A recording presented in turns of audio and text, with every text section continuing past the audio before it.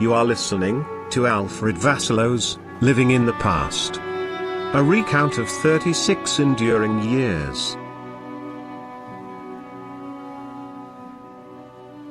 Chapter 1. My emotional suffering is coming to an end. If ever I had some happiness in my life has been over a long time ago.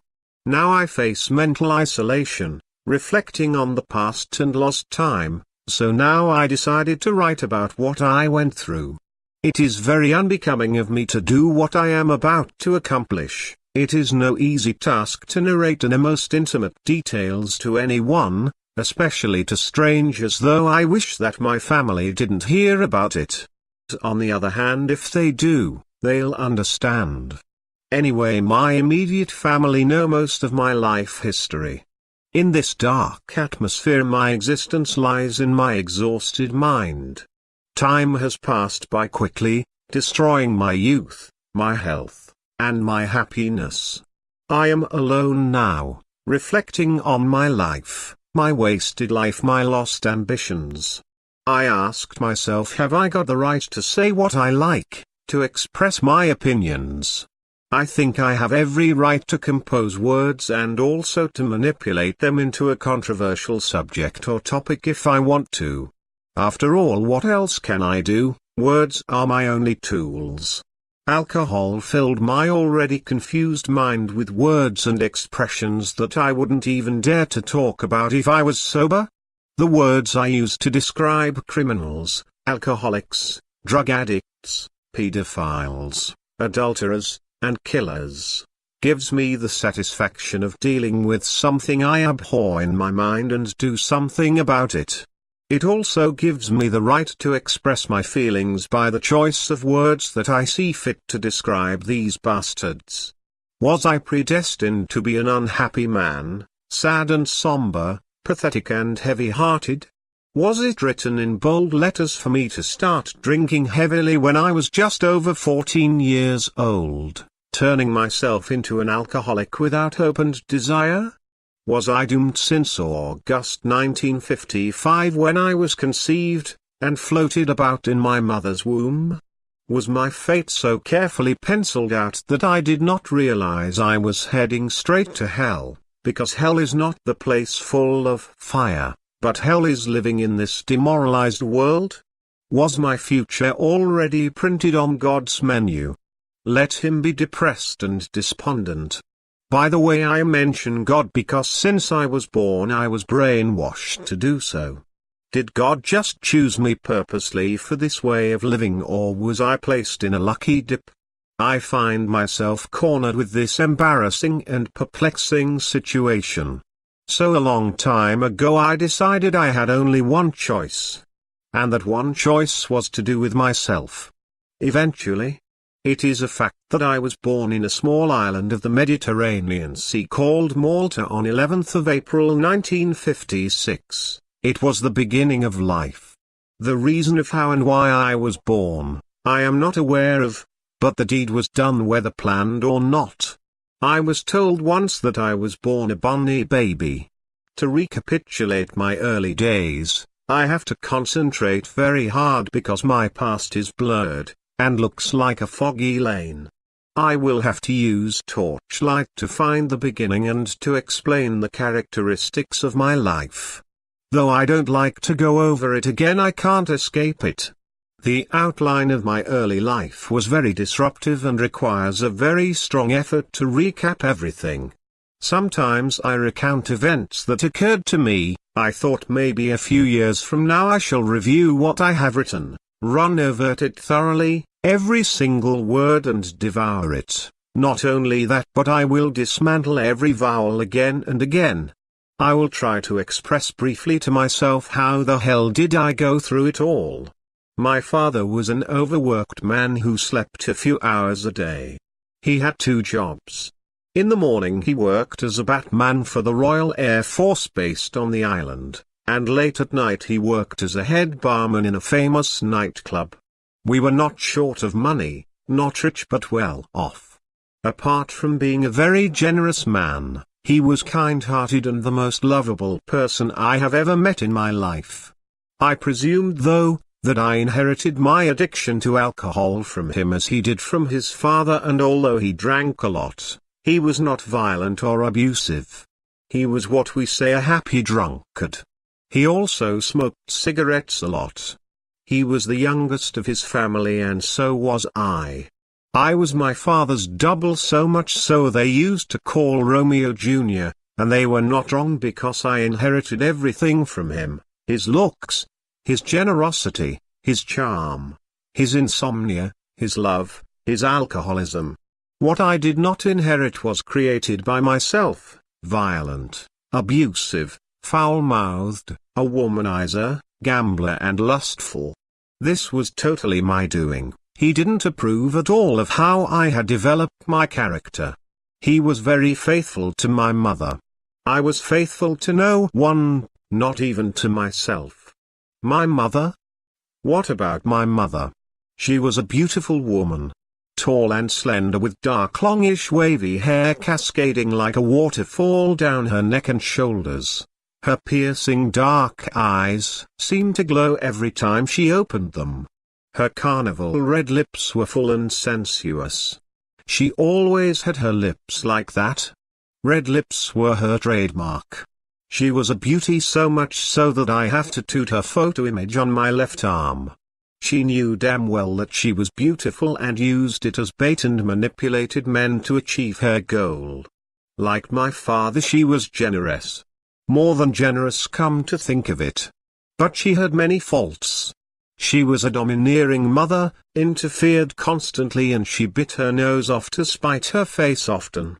She loved, I was her world, she was obsessed with me. She ruined me with her love, kindness and generosity.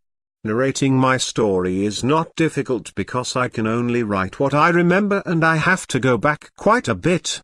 The early records of my life's events started in April 1956, an Aries. I have never had a diary. What was the point? I could have done with one now. All I know for sure, and I am not very proud of it, was that I really was a bloody naughty boy.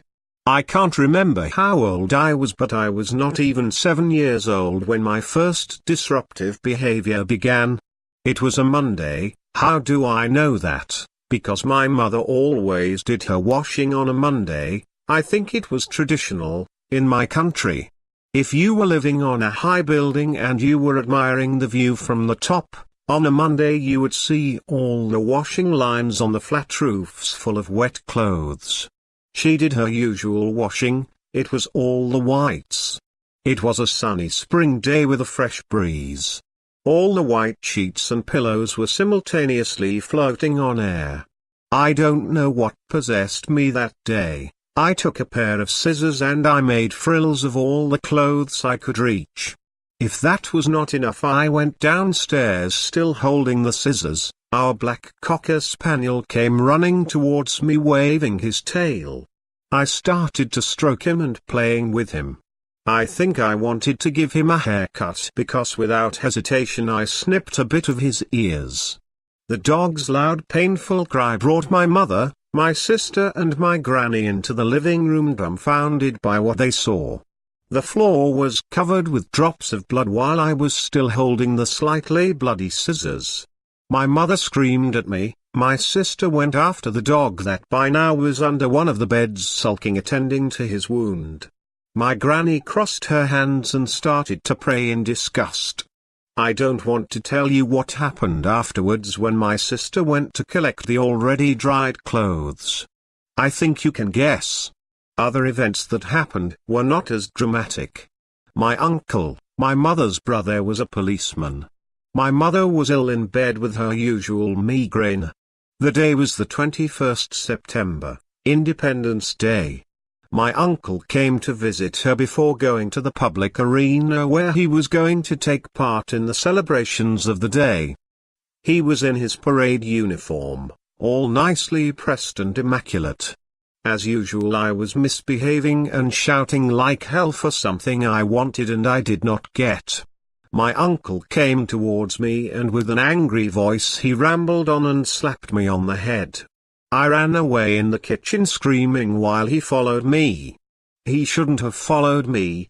because I grabbed several eggs and with an accurate aim I threw them at this tall policeman, hit him, and they burst on his immaculate uniform. Being a very naughty boy taught me to understand and love more.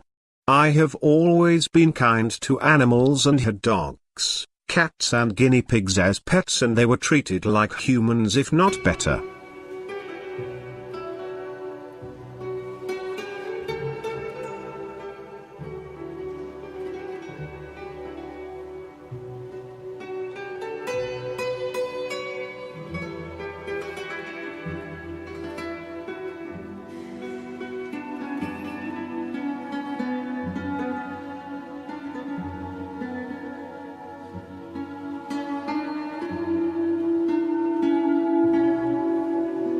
Chapter 2. My mother never wanted me to attend public schools, so I was always being taught by nuns. I don't remember much of my nursery school, for the awful soft-boiled eggs with my name written on the shell that I had to eat daily. When I was only 6 years old I was sent to St. Elizabeth's School, just 5 minutes' walk from where I lived, which was a private school with high standards. We had to wear uniform including a cap, blazer, and everybody had to wear the same sandals. I liked it very much. No, I loved it. The reason was simple. My teachers were all women, and also it was a mixed school. At this school the children in each class stayed together for the consecutive years. The identical twin sisters Madeline and Mary Collinson, who went on to become models and film actresses, were 4 years older than me, and they were at the same school with me though not in my class. And at the age 10 they were already very beautiful, and I remember them growing up to develop into beautiful teenagers. Going back to the start of my year at St. Elizabeth, I was marked as troublesome boy from the beginning. And although I chose to sit at the back of the classroom I was immediately moved to the front desk. My teacher was a wonderful nun called Sister Lucille. I think I loved her straight away. I did not know what to do with this love of mine, but she was a woman and that was an important thing in my life, even then. I had a lot of friends, boys and girls. And I befriended a young Maltese blonde girl of my age, Pauline Gorsey. She was my first childhood love, whom I used to give a kiss on her cheeks now and again, and we were together as students, eventually sitting beside each other for 5 years long. My mother was pleased with this school. She walked with me to school at 7:30 in the morning, arriving at the main door 25 minutes early, waiting with other children and parents. I think she enjoyed chatting.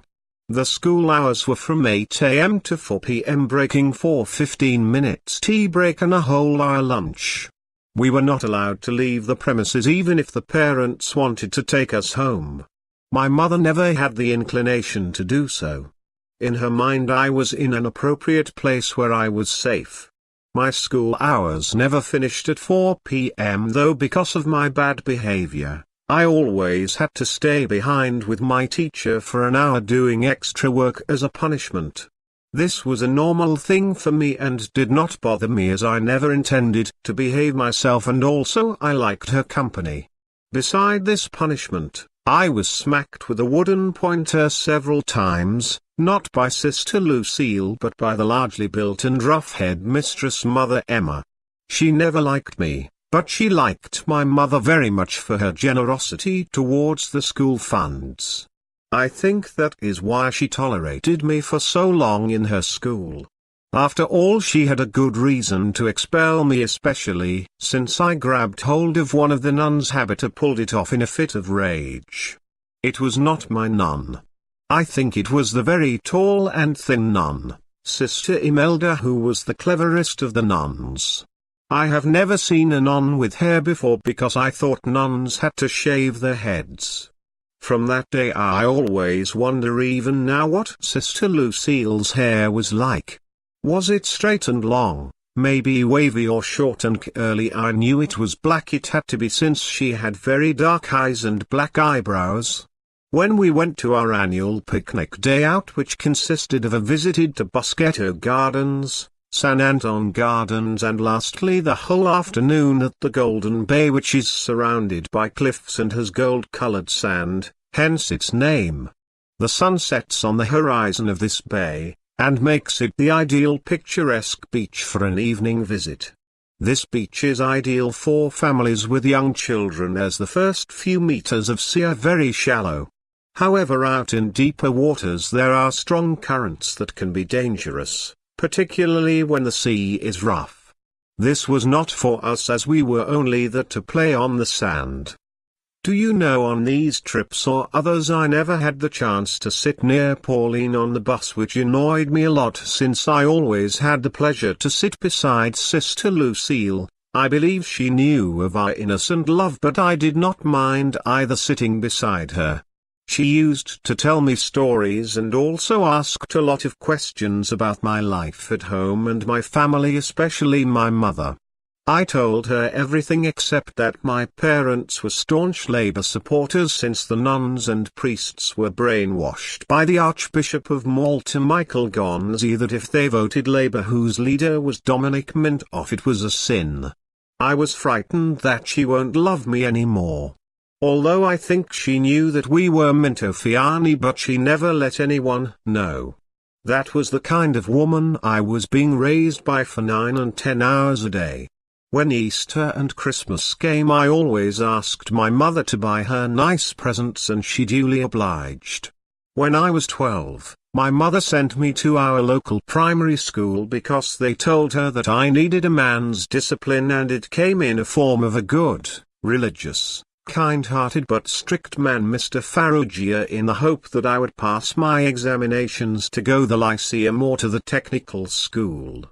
I was not good enough for the Lyceum, and I was sent to the technical school about 5 miles away from where I lived, and this was the first time that I was allowed to go far away from home. My mother had no choice, but she still embarrassed me by taking me to the bus stop and waited with me until I boarded the bus with my fellow students, calling me Mummy's boy. Going to this school did not help me much, as you will find out later on. By now my life was already in turmoil. It started when I was 8 years old. It could have been going on earlier, but it was this time I had realized that something unusual was happening around me. I wasn't more than 8 years old, and I was already subjected to the knowledge of explicit sex, not intentional of course, but because I happened to be there at the time. But at this tender age the memories of childhood don't vanish quite easily. The woman concerned wasn't aware of my knowledge, but still could hear her being fucked behind a long thick curtain covering the room door while the aria Funicula was being played softly on the radio. I am sure at that precise moment I did not know what exactly was going on, but I was very afraid and thought that this man was hurting her.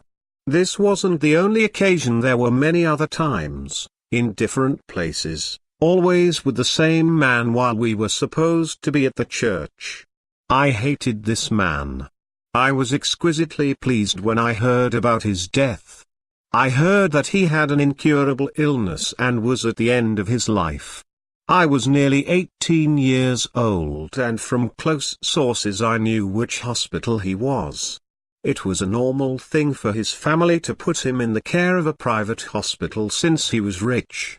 He was admitted to the Blue Sisters just 2 minutes up the hill from my house. I went to the reception and asked for his room by his name. I went very early in the morning. I knew he would have no visitors. I entered slowly and stood by his bedside facing him. He was awake, very white and very thin. He looked at me with weary eyes, and I could see that he recognized me. He was not aware of my hatred towards him, and he gave me a weak smile.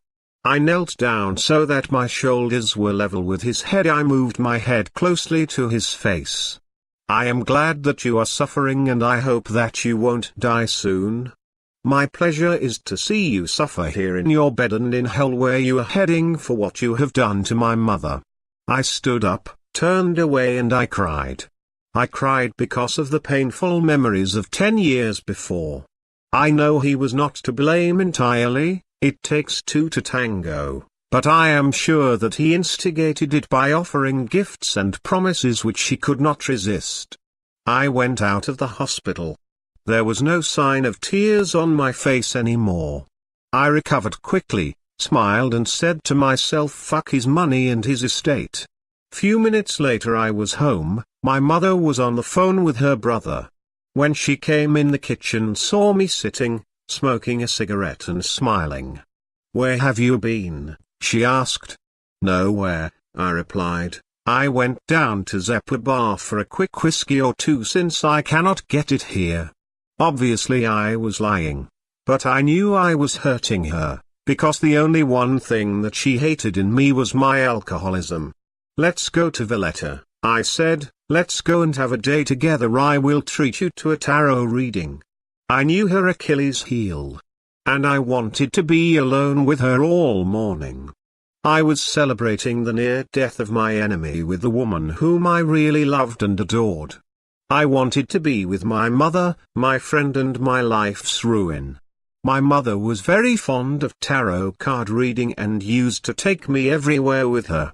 I was 12 years old. I remember her taking me to a house in Gzira, a small village about 2 miles away from where we lived. She went to see a man who read the cards for her. He was married with children. I remember that evening he took her in another room, presumably to foretell what her future holds. Well, that is what I assumed. His wife was at the church for the evening service and I was left alone, seduced by his 2 teenage daughters. I was frightened as I had never before had been left with a girl, let alone 2 at once, but I enjoyed it. I felt possessed by a demonic spirit. I could not sleep for days. I encouraged my mother and it did not take me long to persuade her to go and have more readings. And while she always looked forward to it, I was getting good educational lessons in sex. This periodic time as a young boy seduced by 2 teenage nymphomaniacs was the turning point of how I feel about women and sex in the future. My mother knew that I still remembered what went on in her private life, so much so that even by looking into my eyes the truth of what went on in those days was very vivid in both our minds. I took advantage of this because she was guiltier than I, and whatever I asked for was given to me without hesitation. On the other hand, I felt sorry, absolutely distressed about the whole thing. If this woman had an addiction to sex, what is the fucking difference from my own alcohol addiction? Addiction is addiction no matter what the addiction is. Why should anyone condemn this lovely beautiful woman, especially me? She was my life, whom I adored more than I adored God and much more than I loved my life. Now she has left me forever. She went to her restful place and I hope she'll be happier than when she was living. She was a good-hearted person, charitable, helpful, and above all a strong loving person. I presume that real love is not counted by past conduct but by sharing with someone their true feelings and their company. At my new school I felt alone. I hardly knew anyone. The students came from all over the country. We moved from one classroom to another for different subjects. I hated all of them except for the Maltese language, my native language. I was always fascinated by it and I studied hard and passed with flying colors. That is the only school certificate I have and I am proud of it. It is not an easy language, not even for us Maltese. During other lessons, while all the students were concentrating on the subject being taught, I was busy sketching and writing stories for the theatre. My form master, bless him, was very fond of me and tried very hard to make me understand that by ignoring all the subjects except one wouldn't help me well in the future. I agree with him now. However, he did encourage me to continue with my love for the theatre. That's what he advised my mother when she met him on Parents' Night. I still can remember now how hard I worked to write and produce the school Christmas show. I was not disappointed, and neither were the teachers, the headmaster and the students. I did not last long at this school, only 2 years, and I went to a catering school owned by Mr. Watkins, an Englishman, and joined in a 2-year course. I was following my father's footsteps. I was 14, and although very active, I was a very sad teenager. At 10 I befriended a man, a neighbor who used to be my brother's friend really, and used to come to our house and watch television. Since he and his mother did not own one, he was 10 years older than me.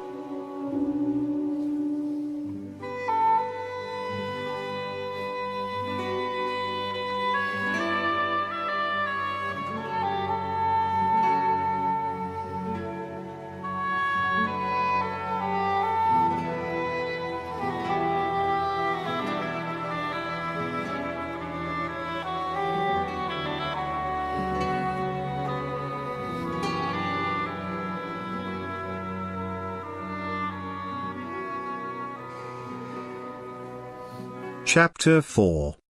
With the money my mother gave me and the money I took from her amounted to much more than that, but I had other ideas. This was a first-class hotel few hundred yards from the beach, which meant a lot of tourists made reservations to stay. That meant also that I could ask single women out, show them around the island and give them a good time. I did not have to worry where to bed them, as the hotel rooms were quite comfortable, and being an employee I could come and go as I pleased, especially as the night porter was very cooperative for a bottle of beer or a packet of 20 cigarettes.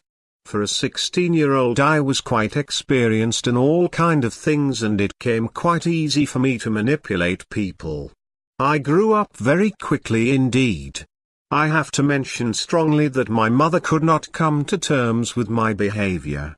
She became more hysterical as time passed. She used to go out in the middle of the night, go to the bars I frequented to see if I was there, and ask the bartenders who knew me where I was and with whom.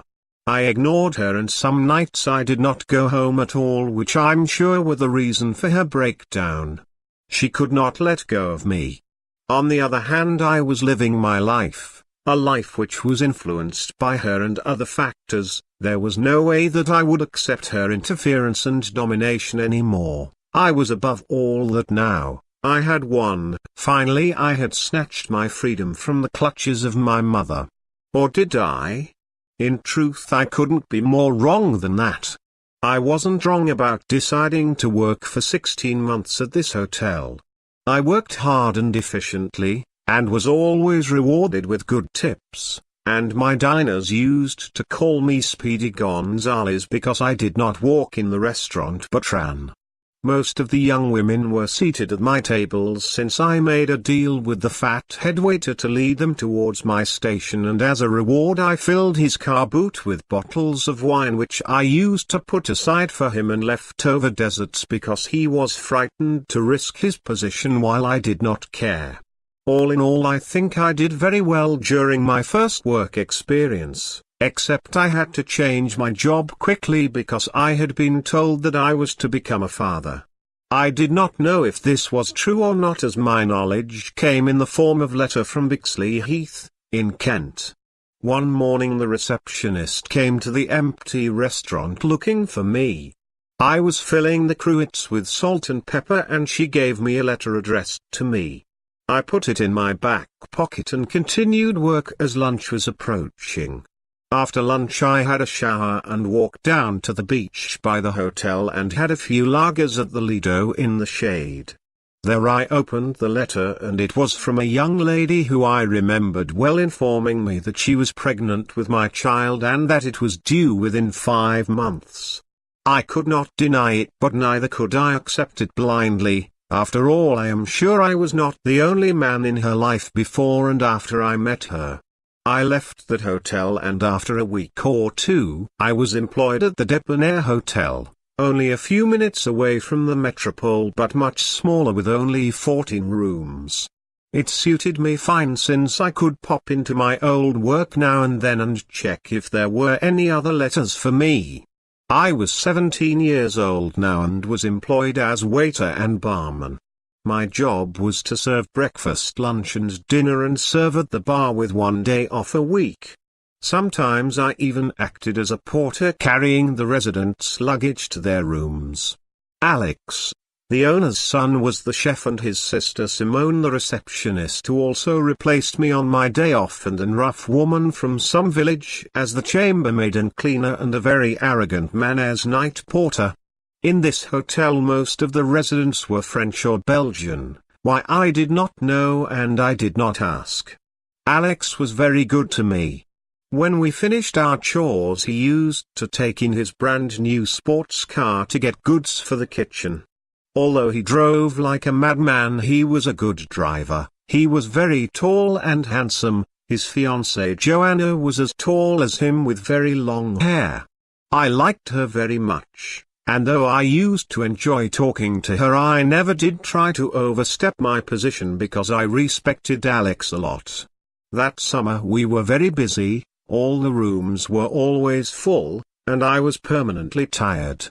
Even though after work I was not happy to go home, relax and have an early night, I was so used to the nightlife that I could never resist going out drinking and looking for girls. In this hotel nothing of consequence happened except for 2 things. I got a second letter from Kent, which I got from the Metropole, informing me I was a father of a month-old daughter, which I ignored completely, and secondly I befriended 2 French sisters, Jacqueline and Genevieve. They were in their late 20s, tall, dark hair and pleasant.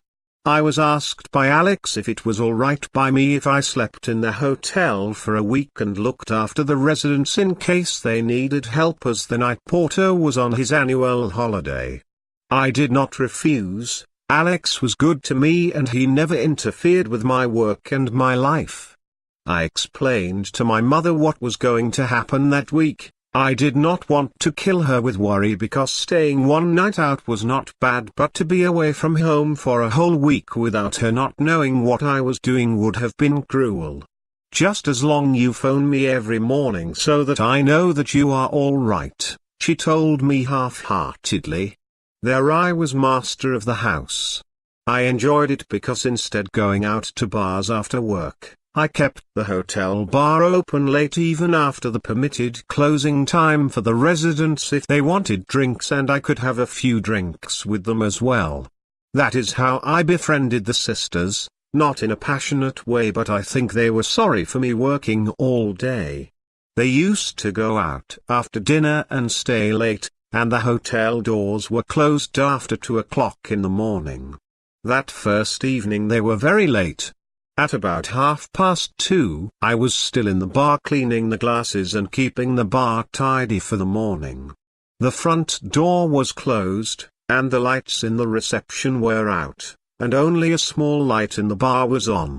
Then I heard knocking on the door, not loud but enough to hear if someone was still downstairs. I never seen 2 people so pleased in my life when I opened the door and they realized it was me.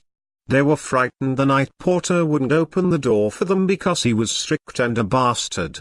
I let them in, and after explaining to me what had happened I asked if they would like a drink before they went to bed, and to my surprise they accepted and we went into the bar. They were pleasant women, and were more like friends. I did not believe their story as to why they were late, and I told them so, and we all laughed. They asked me why I was there and not the porter. I explained and they were glad I was there for a whole week since it was their last week too. I didn't have the heart to ask them not to be too late again, as I had to wake up early to serve breakfast. I did not have to say anything because they were as good as gold and came in about midnight and stayed with the other residents in the small bar. Jacqueline always sat on a stool by the counter, talking to me mostly. She told me she was a nurse and her sister a secretary. On their last day I gave her a 45 vinyl record of Harry Nilsson, Without You, which I bought for her in my afternoon break because I knew she loved it. She was nearly in tears with my unexpected gesture and told me that every time she would play it she would think of me. I wonder now if she still does after all these years. Anyway, the time came for them to leave. And while they were having one last drink in that hot afternoon waiting for the coach, Jacqueline asked me to come out from behind the counter. I thought she spilled something on the floor, but when I approached she told with a smile in front of everybody to pull down my trousers. You can imagine about 12 people bursting into one loud laugh and challenging me to. I did not know what she was up to. I knew it wasn't for sex anyway, so with embarrassment I did. She told me to sit on the stool, and from her bag she took out her eyes black pencil and wrote her name and address on my inner thigh and made me promise to write to her. I promised, and red-faced I pulled my trousers up very carefully so as not to smudge the address, and went behind the counter downing a double whiskey to recover. The coach arrived, and for the first time as I saw all these French people leaving I cried a little, especially because one old gentleman started to play his accordion and sing Arrive d'ici Malta in French. I did write to her and she answered me back, but my biggest surprise came when my mother came to the hotel and told me she had been to the post office because the postman left a card to go and collect a parcel. She told that she had to pay £9.50 duty on the packet, and that was a lot of money those days. From the postmark I knew it was posted in France, and I knew that Jacqueline had sent me something. When I opened it I found a real gold lighter with the Hallmark guarantee card inside the black velvet box. My mother was speechless, and that is a miracle in itself. I told her to take it home with her and I will see her after work. I never used it. I asked her to keep it safely for me. When I stopped smoking in 1992 I phoned my mother from England and asked her to bring the lighter with her when she came the following week. When my mother arrived and I got home with my wife and children and she was settled in her room, I asked her about the lighter. She told me without blinking that she could not find it anywhere. I did not want to start arguing on the first day. We had a long 3 months to do that, and I told her not to worry, after what I received from her was worth more than 20 gold lighters. But I knew what she did with it. She gave it to my brother-in-law. I found out later after her funeral. He took it out and told me he could not understand why one Christmas she gave him that beautiful gold lighter. I did not say anything except that it was French make. Well, time passed and Alex informed me that his father decided to franchise the restaurant. An Italian chef took over the restaurant and I did not last a week. The hotel lost all the attraction it had for me and I decided to have a long break, which incidentally lasted for months. In those 4 months I did not do any hard work at all. All I did was gamble, drink, write, and on occasions went to satisfy my appetite with some girls I knew who would not refuse me. In the morning I woke round 9 o'clock, had a cup of coffee, smoked 2 or 3 cigarettes, had a wash and went to Zeppa Bar for a 2-hour session of poker. After that I would go back home for lunch, with my mother and sister. My brother was at work and my granny was as usual playing solitaire on the sofa while whispering some holy prayers to her.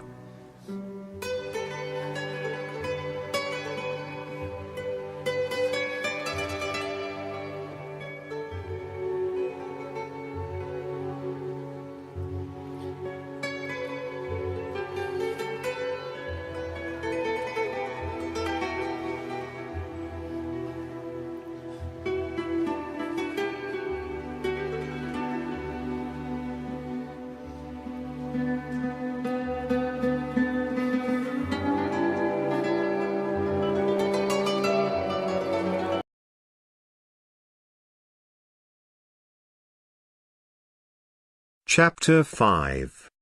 Nothing important was said during these lunches except for the normal gossiping the women did while I indulged myself in the good food my mother had prepared. After that I would go upstairs on the roof under a large umbrella to hide from the sun and write programs for the radio, which was called rediffusion in those days before the radio channels came to Malta.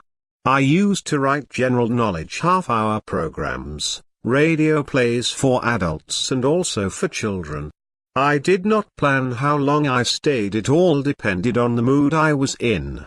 I enjoyed writing, but the payment was appallingly low. I still remember my first series, which was called Europe, The Difficult Times, and it lasted 13 weeks. In the evening my entertainment varied from nights at the pictures, bars, and on occasion a visit to a nightclub.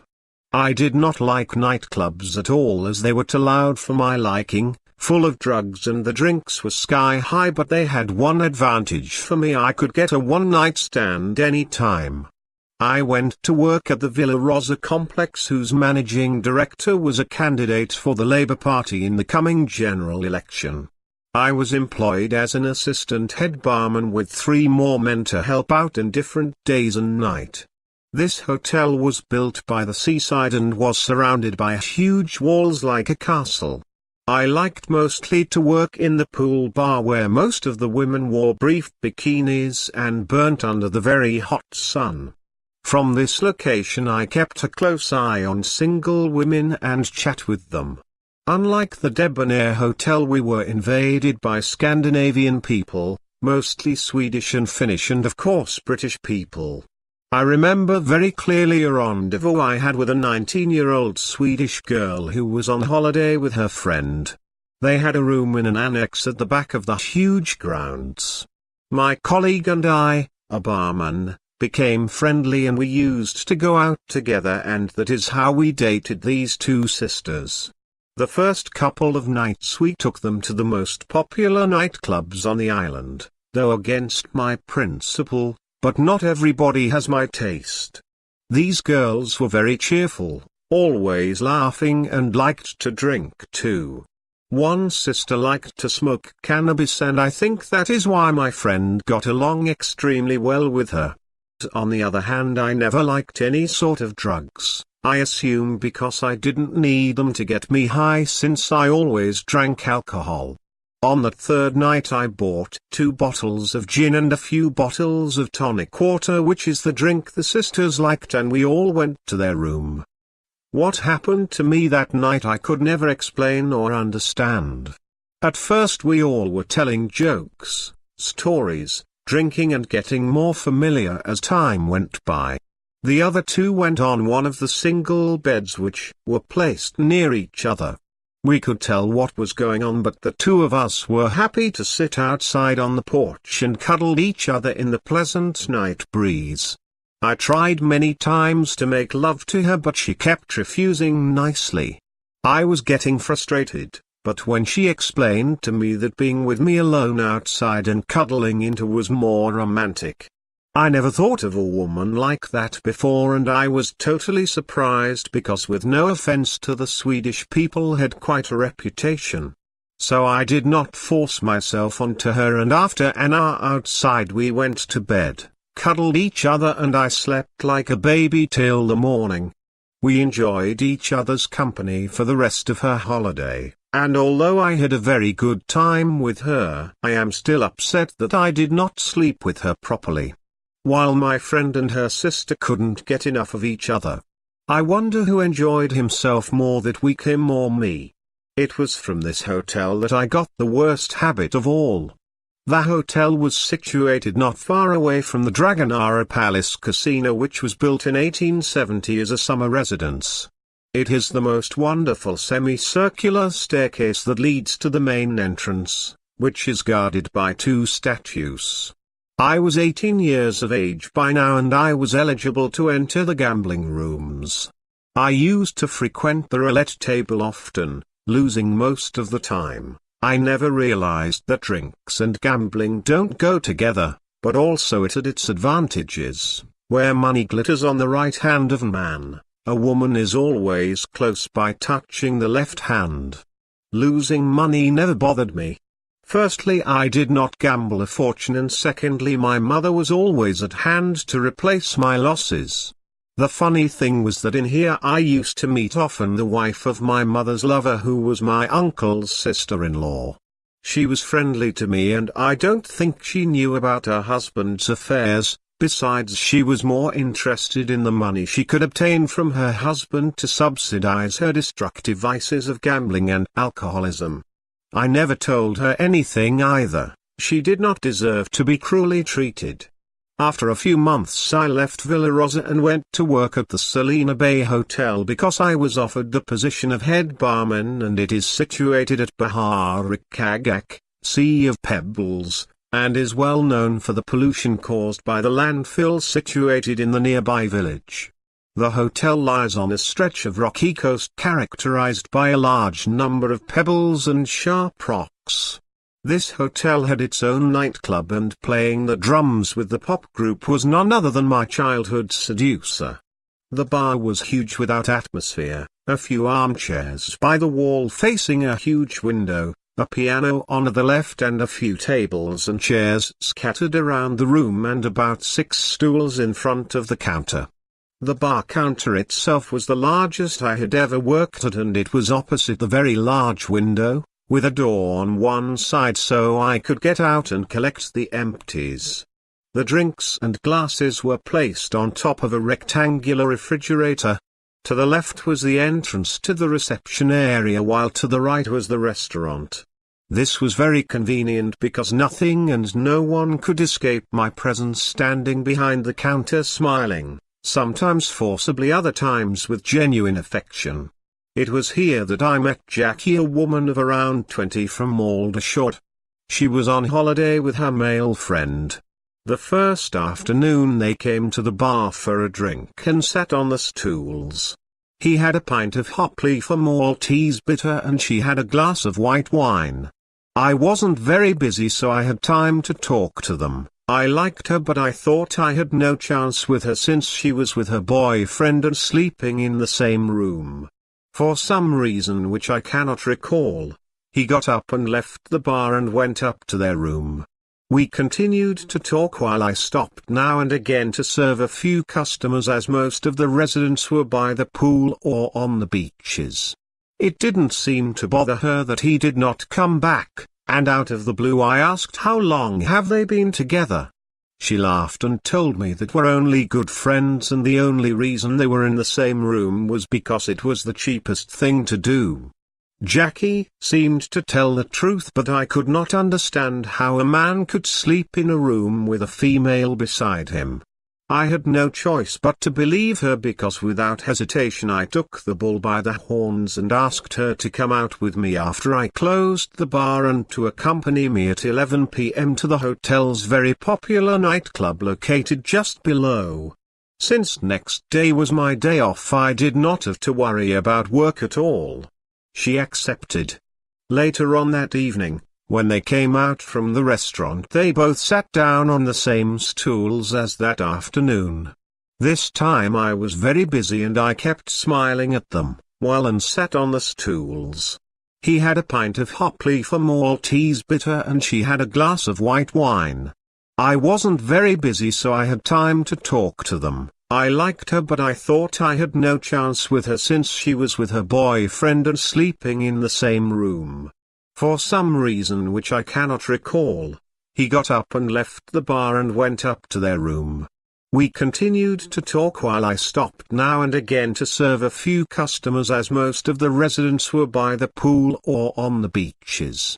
It didn't seem to bother her that he did not come back, and out of the blue I asked, "How long have they been together?" She laughed and told me that we're only good friends, and the only reason they were in the same room was because it was the cheapest thing to do. Jackie seemed to tell the truth, but I could not understand how a man could sleep in a room with a female beside him. I had no choice but to believe her because without hesitation I took the bull by the horns and asked her to come out with me after I closed the bar at 11 p.m. to the nightclub below. And since next day was my day off, I did not have to worry about work at all. She accepted. Later on that evening, when they came out from the restaurant, they both sat down on the same stools as that afternoon. This time I was very busy and I kept smiling at them, while pouring drinks and opening bottles as though there was no tomorrow. Round about 10 p.m. the place quietened down, I gave them another drink without asking them, poured a neat double whiskey for me, and sat down on my stool facing them, relaxing with my drink.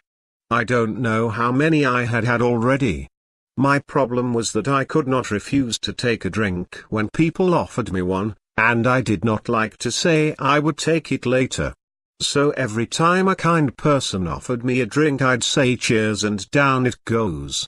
After her friend finished the pint I had given him and about 15 minutes later said goodnight to me and told Jackie he would see her later.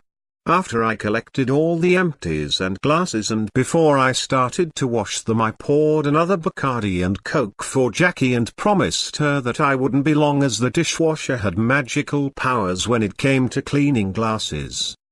She smiled contentedly, and after all my chores were done, including cashing out and securing the money in a metal box, we went to the reception. I told her to wait for me outside as I had to go into the office to lock up the money. It did not take me long and I was outside with her ready for a pleasant late night out. The nightclub stayed open till 3 a.m. and at 1 a.m. there was the cabaret performance, which was a Canadian dancer and fire eater. I went past the band. The drummer raised his hand holding a stick and called my name on a mic for everybody to hear, and I raised my hand in acknowledgement. We sat down and the head waiter came and stood in front of me. He was surprised to see me there. I only had been once. I explained to him I was treating my guest and ordered the drinks, double whiskey neat for me, and Jackie changed her mind and asked for a cold lager with lime. By the hotel rules I should not have been there, let alone fraternizing with residents, but I even enjoyed cuddling her, even as a man. To tell the truth, I was obsessed with her too.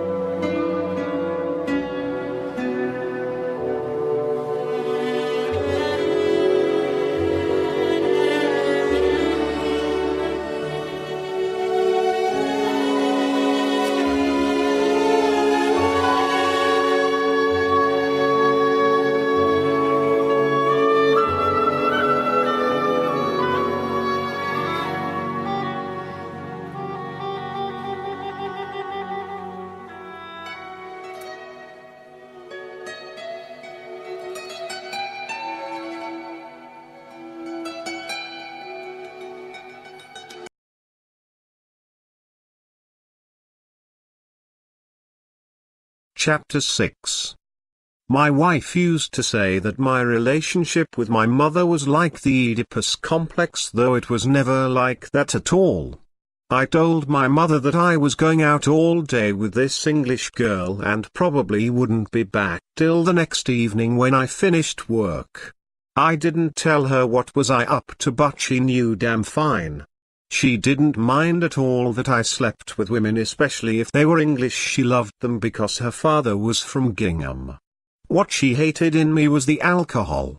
I told her I had to go out early and I would send a taxi for Jackie to bring her to my house while she looked after her. She agreed with that, kissed me and went to bed. Oh mother, if we did not argue at all, how much happier we would have been. The next morning I went to visit a friend who had an apartment in St. Julian's and asked him if he could give me the keys for that night, which he did. After that I went back home and found my granny at her cards again, my sister out doing the shopping, my father and brother out at work, and Jackie sitting in the kitchen with my mother with a bottle of lager, smoking and enjoying my mother's company. I gave her a kiss on the cheek and sat beside her. My mother got up, opened the fridge and took out a bottle of lager, opened it and gave it to me. She knew I never liked drinking beer from a glass. Then she told us she was going up in the roof to feed the rabbits. When she left, Jackie told me how much she liked my mother. I was very pleased, because I loved my mother very much and I wanted everybody to do the same. Then an idea came into my head and I asked Jackie, since we were going to visit the historical sites for her benefit, would she mind if mother came too? I thought it would be pleasant change. Jackie thought it was a great idea, so when my mother came down I extended the invitation to her. Knowing my mother, I knew she would not refuse, especially going out with me. She told us to give her half an hour to change and make herself up. I told my granny not to forget to tell my sister about her daughter coming out with us. We decided to take the bus to Valletta, and from there I hired a taxi for a day at a bargain price and went to all kind of places: grottos, Popeye Village, which was built to shoot the film Popeye with Robin Williams, churches and fishing villages. For lunch we went to a traditional Maltese restaurant, with red and white square tablecloths. I invited the taxi driver to join us for lunch, but he preferred to go for a walk with his sandwiches and told me not to hurry. Everything was going well, too well for my liking. We ordered our food, bought a Lacto, a Maltese stout, for my mother, and for Jackie and I, ordered a bottle of Maltese wine. Mother did not mind that, but when I ordered the second bottle her face fell. I didn't say anything. I did not want to argue because I did not want to spoil Jackie's day. Instead I went to the bar counter and ordered 2 double neat whiskies. One I gulped down without my mother watching, and the other I took back to the table and gave it to my mother, as she liked her whiskey too. I think when she saw me drinking heavily it reminded her of her beloved husband, because I knew she loved him more than anything, even though she was unfaithful. Nobody can understand that, but I can. After lunch we went for a walk by the seaside until the driver returned. My mother's mood was great by now. I'm sure the double whiskey did the trick. The driver returned and we went back home. We went in, finding my father, my granny and my sister Rose sitting in the living room. My father politely got up and shook his hands with Jackie. He was a gentleman more than that, he was a paragon of virtue. My sister said a simple hello. My mother told them what a great day we had and asked for my brother. She was told her that he was doing overtime. We left the house and Jackie very politely thanked my family and kissed my mother goodbye. We walked down to St. Julian's, which was about a 10-minute walk. On the way I told her I had a flat and if she liked we could go there instead of the hotel. She could stay till the next day. She was very pleased with the idea, so we stopped at a grocer's shop, bought some booze and snacks, and went to the flat. We were exhausted with the extreme heat. We opened the windows wide open, and while I relaxed on the sofa she went to lie down in bed. We slept for 3 hours, we both had a bath, and I promised to take her to the best restaurant on the island, which was called Il Gaiaio, famous for fish. The evening ended well, and the next morning we were on our way back to the hotel, both very tired. I think I was still a bit drunk. She stayed with me until the end of her holiday, which was what I wanted. The day before she left I invited her friend to join us for the evening. I don't know if he resented me or because he was a gentleman he refused. That evening I phoned one of my colleagues to swap my next morning shift with his evening session, and he was glad to do it. That night was a somber one for both of us. I gave her a long solid 18-karat gold necklace with a bracelet to match, and although I promised her that I would visit her soon, I knew that was not true, and I think she didn't believe it either.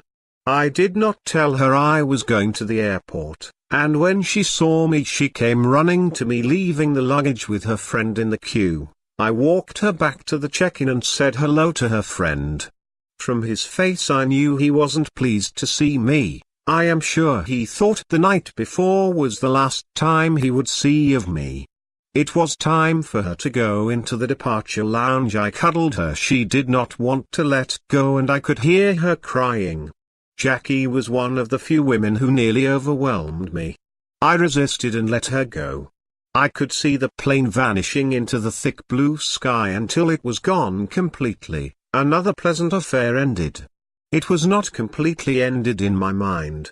I liked Jackie a lot. She was a good person, cheerful, and above all very compassionate. Later that night, after my evening work ended, I asked the receptionist if I can make a call. He did not know I was going to phone England or he would have objected. It was nearly 11 p.m. so in England it was midnight. I dialed and after very long while a woman answered the phone. I gathered she was Jackie's mum. I politely apologized for the lateness of the call and asked if I could speak to Jackie and informed her that I was phoning from Malta. She told me to hold and after a few moments I heard Jackie's sleepy voice. I asked how she was and explained that I had finished work and wanted to know if she had arrived home safely. Although she was tired, she was very charming and now I regret that I did not get in touch anymore. I wonder where she is now, what family she has got, if any, and if she still remembers the small romance she once had with a Maltese barman. I stopped calling her because in a bar, emotions and affairs are created very quickly indeed. It wasn't more than 3 days after Jackie left that I was involved with a middle-aged bored housewife whose husband was more alcoholic than I was, which didn't take me long to manipulate him and her in my web of deceit. I think she lived in a fantasy world which she created. She never said one thing that made sense, and her husband was interested about the drinks in front of him. I only can say she was challenging and I couldn't resist. One evening as I was about to seduce her, the receptionist came running into the bar and told me I had an urgent telephone call from my mother. And while she was explaining where and when we were going to meet, I left for the reception as quickly as I could. My mother informed me with a sad panicky voice that my father had been taken to hospital with a severe heart attack, while I, without expecting anything like this to happen, was plotting another sexual encounter. I went straight to the bar. I don't remember how many double whiskeys I poured down me for relief. But as my poor father was dying in his bed, I remembered what he once told me. He told me that drink doesn't solve problems but makes it worse. I could not close the bar abruptly. I went into the restaurant and looked for the head waiter who was in the kitchen, where I found him eating a huge steak that I am sure was meant for one of the residents. I explained in a hurry what had happened and if he could replace me with someone from his staff for that evening. He was very efficient in organizing the staff to cover the situation, and not only that, he offered me to take me himself to the general hospital. How wrong I was about him. I thought he was hopeless, but nobody can be right all of the time. When I arrived I was half drunk, but I pulled myself together. I entered my father's room and he was surrounded by my family. I looked at my father. He was covered in plastic pipes, and wires stuck to his chest and a monitor on the side trolley bleeping. He did not look very good. I thought he was already dead when I saw him, but maybe I had double vision. My mother came towards me quickly and took me in her arms so strongly that I could hardly breathe. My brother, the most sensible of us all, was calm but very sad.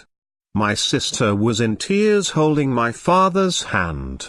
We did not say a word. What struck at that precise moment was something out of context. I remembered that my brother and sister, they were going to be married the following March and April respectively, and what would happen if our father died. Is it not strange that the features of a sick person are exaggerated when they are at their worst? His beard looked scruffy, which my father would never have left like that. His face was as white as snow and his eyes were very weak. I was looking at my Romeo, my father, the spitting image of me. I loved my father in a completely different way from the way I loved my mother. I loved him for what he was, for his principles, his love for us, his 3 children, for the respect he showed to my granny, his mother-in-law who lived with us as long as I could remember. I loved him because he was a victim of infidelity most of all. I saw him lying there and I looked at my mother's eyes, which full of tears. We both knew and we both shared the pains mingled with the strong love we had for each other. I went to her and I started to sob on her shoulders and she took me out of the room. My brother and sister were oblivious to what we were feeling. It was then I realized that my beloved mother was suffering, really suffering, and without thinking I said to her not to worry because I was there to do anything in my power to take care of her, and I meant it. We all kissed my father good night and left except for my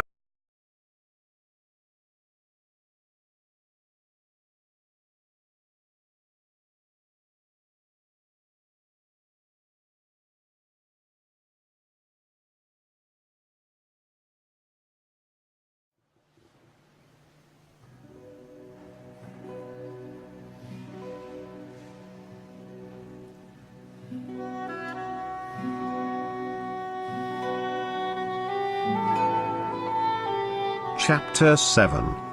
The next morning I phoned the hotel, and without asking I was given 2 days off. Very gracious, I thought. My drinking accelerated quickly. That early morning I started on whiskies. My family knew what was I doing but said nothing. I presume they realized I was in pain. My mother advised with the deepest love to be careful just in case the worst happened. I understood but could not help it. By the afternoon I have downed a bottle of whiskey and started on a bottle of brandy that she had in the cocktail cabinet to treat my sister's fiancé when he came in home with her. I wasn't fit to go to the hospital that evening, but I insisted that my mother should go, and I went to sleep. When they came back I was downstairs eating some nuts, and I saw my sister's face full of joy, and without asking she ran to me and kissed me and told that father had recovered and he was talking to them, and asked for me. I was pleased and cursed the whiskey and brandy I had drunk, otherwise I could have seen it with my own eyes. That evening I went out. Mother advised me to be careful just in case, and for once I did not mind her interference. I think that they all thought I was going to a bar, but they were wrong. I went to the hospital to see my father. They did not let me in at first, but when I lied and said that the next morning I was flying to England, the young nurse let me go in. When I went in, my father was sleeping but sweating a bit, so I took a towel and wiped his face. I sat down beside him and looked at his face as though I was looking at my face in the future. When I was there, the craving did not bother me. I was agitated, but I ignored it. After a long while my father woke up because he was thirsty. I put his overhead light on and he looked at me as he did not expect me. He smiled and said, "Did you?" He always called me by my nickname, "Did you? What are you doing here?" I told him he did not have to ask that. I told him also that my sister was so pleased to see him recovered. But what he said did upset me a lot. He said in a happy, weak voice, "I pray that I'll be okay for their wedding, and from you I would like you to take me for the last time to the casino." I promised him sincerely. Why not? I would do anything for him now, the same as he did for us all the time. My Romeo, my beloved Romeo, my father. At that time I told him I had to go to the bathroom, but in truth I had a quarter bottle of whiskey in my back pocket, and when I went into the toilets I did not wait to see if anybody was about. Unscrewed the top and downed it in one go. You see, I could not face real emotions, the real truth of life. I was innocent of it all, I mean the real life of an honest being. In truth, now, while I'm writing this, I have made the ultimate mistake. Retelling what I have been and what I am is hard. I was abstinent for some time before I decided to write about my appalling, lustful, and drunken life, but now I have started to drink again, and it is gradually increasing every day. But I am determined to finish my life story and also not to fall into binge drinking again. I cannot help it, that is what I was and that is what I am. I hope those whom I trust don't take it against me. My father, thank God, recovered and came back home, retired from work, and for the first time I saw him old, but he was only 52 years old. I went back to work, working hard and drinking harder. A month later I decided to quit the catering for a while, and there was a damn good reason to, because residents come and go, and the new arrivals brought a couple. A father and a lovely teenage daughter. The father looked like a prominent person while Madeline was as free as a bird. I did not see her at the bar for the first few days, but one afternoon she came to the counter with her father. He ordered a double gin and tonic and a Coke for his daughter. He sat down on a stool reading a book while sipping his gin, and Madeline started talking to me. That is how I came to know her name. She was very adult for a young girl, but she was a pleasant girl who wanted to experience the nightlife. I did not commit myself as I knew she was too young. The next morning, as I was still preparing the bar, she came in and angrily asked me why I had ignored her. I told her that she was too young. She went into a rage and said she was 18 and she could prove it. I told her to calm down and there was no need to prove anything. If she said so, be it. I took her out. I remember I took her to a new nightclub in Slima. She really enjoyed it and the martinis she was drinking. After that we went as usual for a walk on the beach, but somehow I felt apprehensive about her. For an outgoing girl she was frightened, and that is when I realized that she was lying about her age.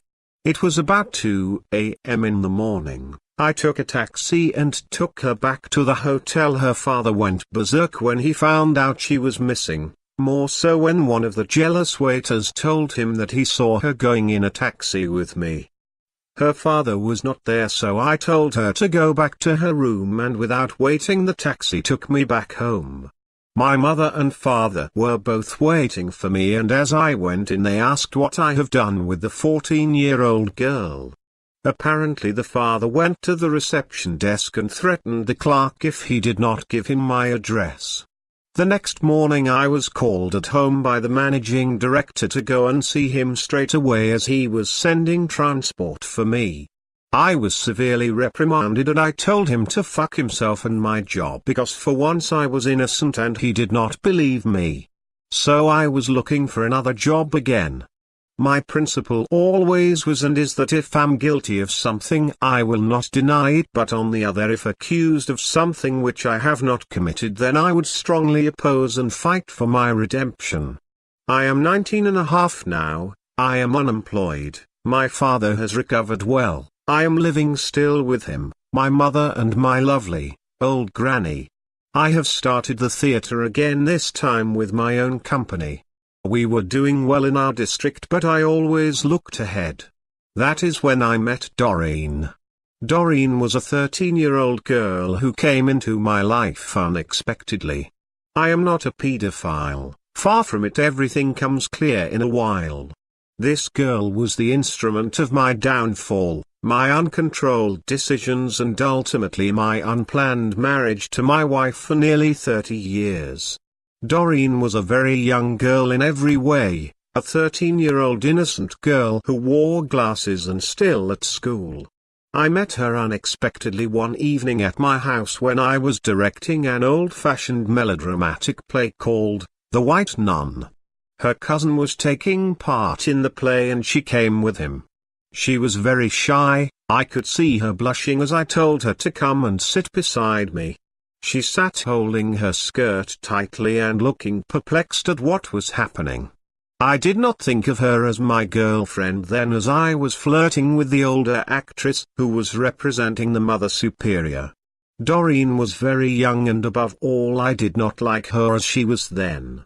2 weeks passed and this young girl did not miss one day of the rehearsals, and I and all the actors went out for a drink. She came along and I knew she noticed how much I drank. When we were about to perform the play 3 weeks later, I was making sure that everything was in the right place when she came from behind. She looked different. She was dressed as an 18-year-old, with her hair differently styled. She said, "Is it okay? Are you satisfied?" I thought she meant the way she was dressed, and after I looked at her I said that she looked lovely, but she should go backstage because the curtain was about to open. "You stupid idiot," she frowned, I was referring to the stage. I bet you are drunk already, and ran away. I wasn't drunk. I have had my usual drinks but was not drunk. I thought, how she dares talk to me like that. The play started and I was sitting in the green room when Doreen came in and sat beside me. She did not say a word. I looked at her and for the first time I saw her not as young teenager but as young adult. I asked what was she doing here and why was she not watching the play. What for? She replied, I have seen it loads of time and besides I rather stay with you here. I asked her why and without hesitation she said in a childish way and without malice, I think you are great. She looked down at the floor and continued, you are very clever and I know you think I am still a child. I know that you fancy Martha. Everybody knows, we are not stupid you know, but my cousin told me that she already has a boyfriend. I looked at her and kept silent for a while. Doreen, I said, don't take every word you hear as the truth. I went and sat beside her. I am not the bogeyman that they make me out to be. There are jealous people who don't like me. She blushed and looked away. When I did not answer her she said, I like you, Freddie. But you are a child. I am 19 years old. I said that sincerely because I was beginning to feel comfortable with her. I am not a child, I am not, she reiterated. To tell the truth I was confused, I who had all those women and now I'm perplexed because of a child. After the play, which went well for a melodrama, I told everybody to meet me at my house 3 days after. I stayed at the theater bar for a while drinking as much as I could before closing time, meeting all sorts of people, actors, producers and theater goers. I was not in the mood for anything. That young girl did something which clashed with my heart somehow. I don't know how or what caused it but I could not stop thinking about her. She was a child whom I had never looked at before. I never before looked at any child before, not as a man. It was against my principle and because I knew what it meant to the young victims because I saw it happen in front my own eyes. I decided to ignore Doreen and continue my affair with Martha, which didn't last long as her boyfriend came to know about it and sent me flying with a heavy punch one evening. As days passed we were rehearsing a new play, The Girl from Pompeii, a very religious melodrama which suited the plebs and I was sure it would pack the Catholic Institute which held nearly 800 seats for 3 days. I took the leading part in that and I chose a new girl from a distant village introduced to me by a fellow director.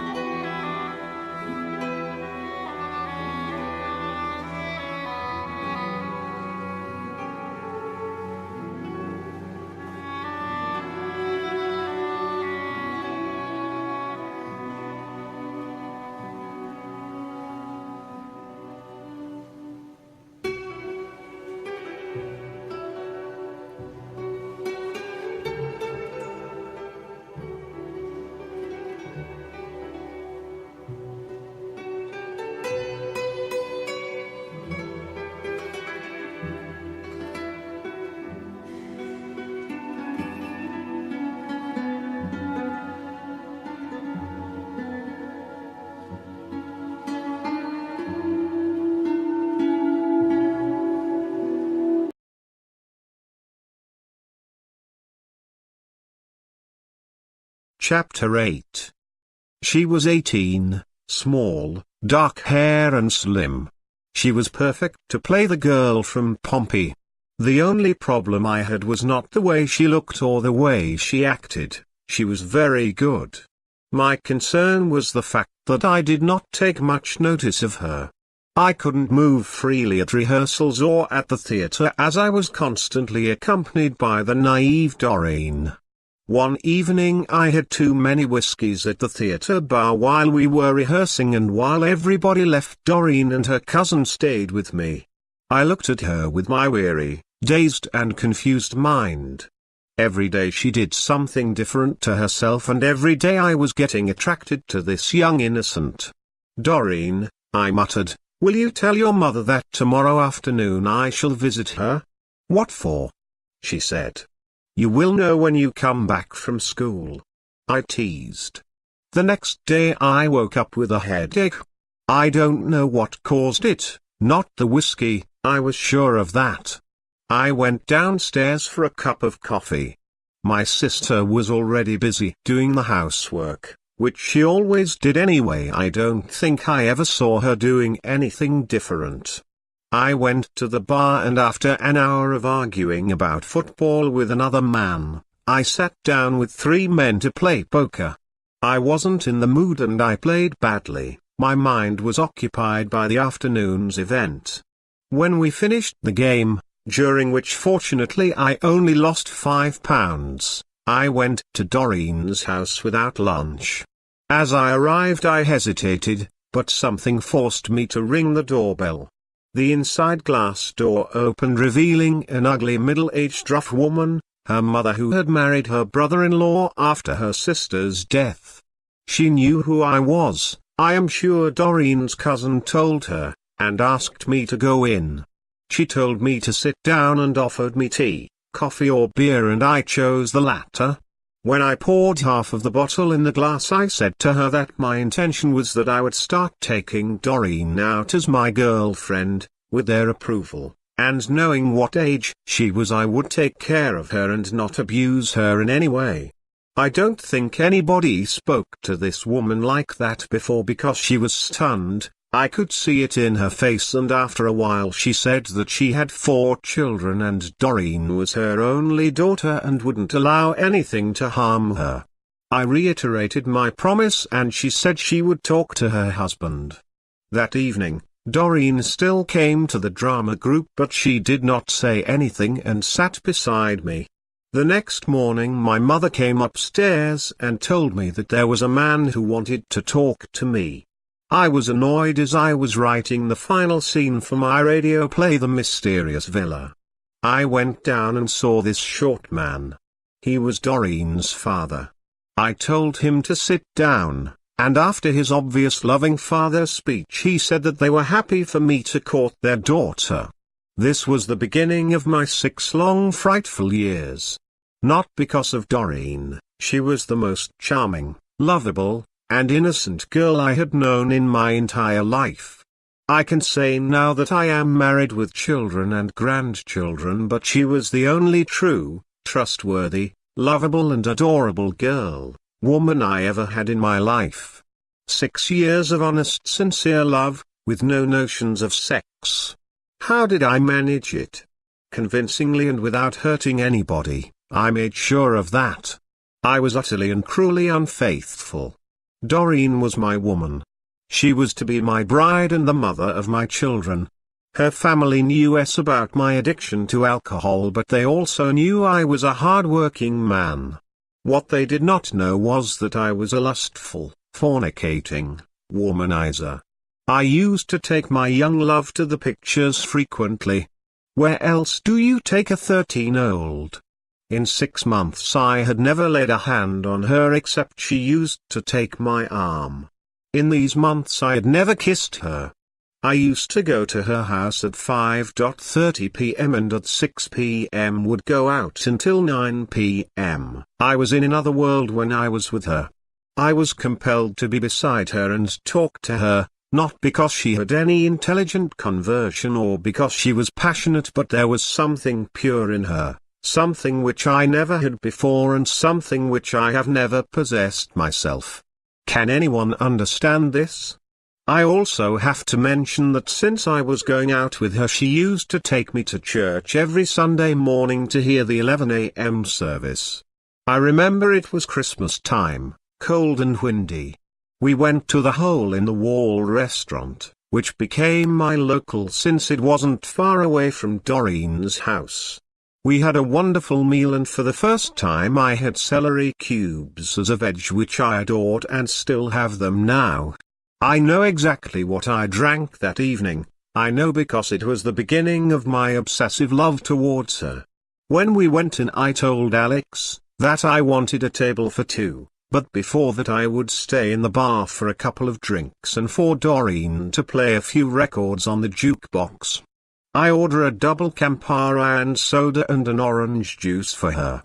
She had chosen as usual her favorite record, which was a little bit more by Dr. Hook, and every time I hear that now it brings a tear to my eye.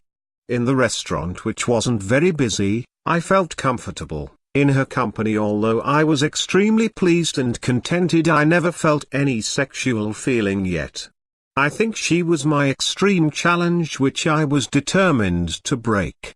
I don't think it was lack of courage, because the amount of drinks I used to take when I was with her would have made any impotent man potent indeed.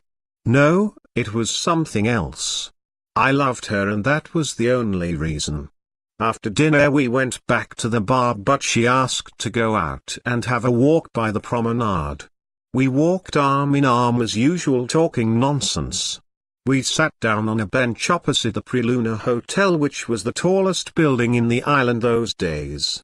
I was telling her how my father started to go down to Zeppo Bar and talk with some of his friends, when she grabbed my head with her small hands and started to kiss me. My body reacted positively, instantly and passionately, and with love I reciprocated without resolving to more intimate gestures. That was my first kiss from my beloved Doreen. I was in awkward position. I enjoyed her kiss, but if this continued, my inner compulsion would eventually overcome me. I was a man of my word. I would never seduce her. I would never make love to her until she was of age, a promise which I kept even when she was nearly 19 years old. But by that time my addiction had taken over, and most of the time I was oblivious to what was happening. Now I will explain the relationship I had with her awful, arrogant, interfering, frustrated old bitch as a mother. She was never contented that her daughter was happy. After a while everything I did was wrong, even though I knew I was fucking perfect about my actions. But I had a feeling that some interfering bird was whispering awful things about me in her ears. Doreen always stuck by me, and when her mother and I fell out, her father always came home 2 days after to mend the damage done by his disgusting wife. This continued for a long, long time. One of the biggest arguments I had with her was when I was invited to direct a play in Gozo, a sister island of Malta. Obviously I had to go there for a day and sort out the agreement. Naturally I asked Doreen to accompany with me, but her mother went completely mad. She said how could I even think of taking her away that far without them. I wasn't in the mood for a nasty confrontation, and I said if I wasn't trusted I might as well give her daughter up, even though she was the only thing I was living for at that time. Her father, who was much nicer than his wife and wiser, tried to explain the situation, that a 15-year-old going on a boat to an island with a 21-year-old was a bit dangerous. I stood firm and looked him in the eye and said, "Look, Victor, if I want to fuck your daughter I don't need to go to Gozo. I can do it round the corner a few yards away from your house. I can do it anywhere. So why do you expect me to do so in Gozo? I love your daughter and I respect her more than anything in the world." I don't think he expected these vulgar words, but he looked at me and told me that I had his blessing to take her wherever I wished. I had more and more arguments with her mother, and I am quite sure now she was jealous of her daughter. The other appalling thing in this relationship with Doreen was my mother and my mother-in-law-to-be. They utterly and destructively hated each other. What chance did my engagement to my beloved have? Not a lot. Why was I so faithful sexually to Doreen? As I mentioned before, I used to take her home at 9 p.m. and 10 p.m. at later stages. After that she assumed I went home, which I didn't. I used to go to hotel bars in the vicinity of my home and pick up any woman that was available. I know I was unfaithful to the one I loved. But I did love her, so much so that when I married my wife on Christmas Eve, that same evening I phoned her and apologized for leaving her. When I went with other women it was just lust, but what I had for her was perfect love, which unfortunately I hid and ran away from it with pain and distress. Now I frequently dream about her, but I still see her 19-year-old face and body the same as I saw her last. That was more than 27 years ago. I know that she got married and had 2 sons, but I never saw her again. Even when I visited Malta on several times I never met her, or if I did not recognize her. I hope she is happy. In the meantime, the paedophile had married an English woman from Essex and went to live there in 1976. It is not that I missed him, his friendship with me continued without any abuse from him anymore, but I avoided him most of the time. I had been 2 years with Doreen and my drinking accelerated, my smoking doubled, and I developed horrible tension in my stomach. For the first time I went to work in a factory which manufactured tinned tomatoes and peas, tinned peaches and pears and tinned tomato paste. My job was delivering these goods to wholesalers around the island and if needed to help with the packing in the factory.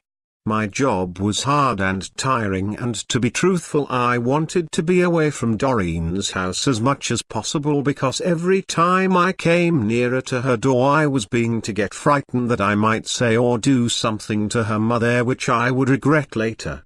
Even at lunch break I was drinking heavily to try and forget my worst fears. Sometimes I was playing with fire because although I never staggered at work, the alcohol smell that came out of my mouth was very strong indeed.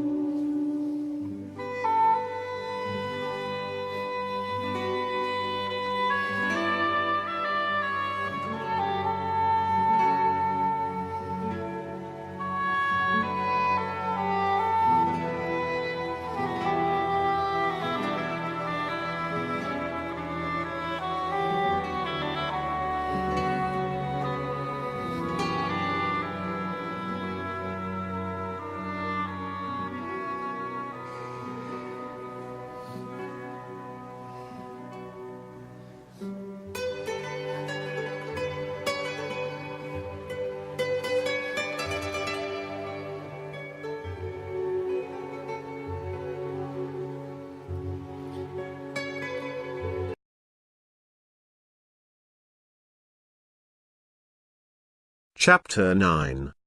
My supervisor was always warning me about it and once threatened me that he was going to tell the manager. I tried hard not to drink, but the addiction had taken over myself. Doreen too realized that I was drinking more than usual, and now at 15 she started to become a strong-willed young lady. And because of me she started to drink 3 or 4 martini rosso with ice nearly every night, not because she asked for them but because I ordered them for her without her consent. I couldn't tell her that I was getting fed up with all the rows I was having with her mother. To tell the truth, I was more worried that I would lose her, so the quickest I could go in and out from her house was the only viable solution.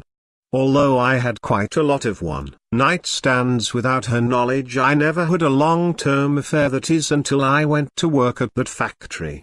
I got involved with a married woman of about 33 from some remote village. She had 2 children, a girl and a boy. Her husband was mostly away working on the oil rigs, which was a popular job with most Maltese men. I didn't meet her often, and when I did it was after work, which I got away with by telling Doreen I was doing overtime. But then she started to become possessive. She used to stalk Doreen and me wherever we went, except restaurants which she could not afford to enter. If we went on the seafront to have a drink al fresco, she used to come with one of her children and sit opposite us. She even started chatting to Doreen. I was full of rage and drinking so fast in order to go to the bar and not face this awkward situation. At the end I had to give up that job and went looking for a hotel job as usual, and I ended up at the Excelsior Hotel in Floriana, which was built in the shape of a cruiser. I was employed in room service, which suited me fine, especially when I had to do night shifts. Doreen, and more so her mother, did not like my job. Her mother told me that she did not know what was I up to during the nights, and I told her she wouldn't, to infuriate her more. Her husband was always down in the cellar polishing furniture for people on the side to earn more money for his wife's obsession with gold jewelry, which were large pieces and grotesque. The nights passed quickly, but the day shift was boring. The only busy time was at breakfast and tea time. After I worked the morning shift, I used to go to a new place in Slima seafront called the Golden Seven, which was sort of an amusement center without the gambling. I went there because the bar was pleasant and they did most of the old-fashioned cocktails. When I worked nights I hardly slept at all. When I arrived home I would sleep for a couple of hours, and after a snack and coffee, I used to go out with my father to a local pub a few miles away. My father liked to play the fruit machines, and because of his heart attack he had to cut down on alcoholic spirits and drank a few bottles of beer, and I joined him as well. This was the only time I had ever been with him for long, and we enjoyed each other's company. When he was healthy he was always at work, sleeping or drinking. I gathered that he knew of all my misdemeanors, and he was always the first to advise me to end my relationship with Doreen if I intended to carry on with my life as it was then. Although I loved him and respected him very much, with my addiction to alcohol mingled with my continuous hunger for sex, I could not take his advice, never. I was heading straight to oblivion, and I knew it. I came face to face with my destiny. I had to accept the fucking truth. My weary eyes were opened wide when I looked around me in dismay, because I heard absurd cries in my head. The visions were a blur, and I couldn't escape. Yet before my hazy eyes and my confused mind it appeared. A terrifying evil shape. A shape so terrible that I could never describe it. With this vision I had to suffer, and suffering I am still. The evil and abhorrent alcoholism disguised as a nightmare had overpowered me forever. I either had to live with it or kill myself. The sense and feelings of emptiness is the vacuum of my soul. My soul was completely empty, floating freely in the air. I did not have the ability to speak without the fear of becoming emotional. The air that surrounded me was filled with poisonous atmosphere of a specific manufactured substance that kept me quiet and void. The nothingness that I had, the non-existent life which was worthless and insignificant, stayed with me for a long time. I am a leafless and branchless old tree, naked, without hope, clutching at straws, striving for unforeseen help. I was a wingless and dirty ugly fly, crippled, who drank diseased wine and vomited on unclean whores.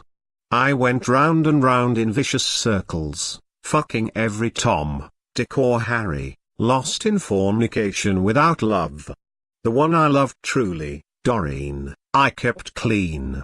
I felt like the empty long-necked bottle, cracked, bottled and vacuumed.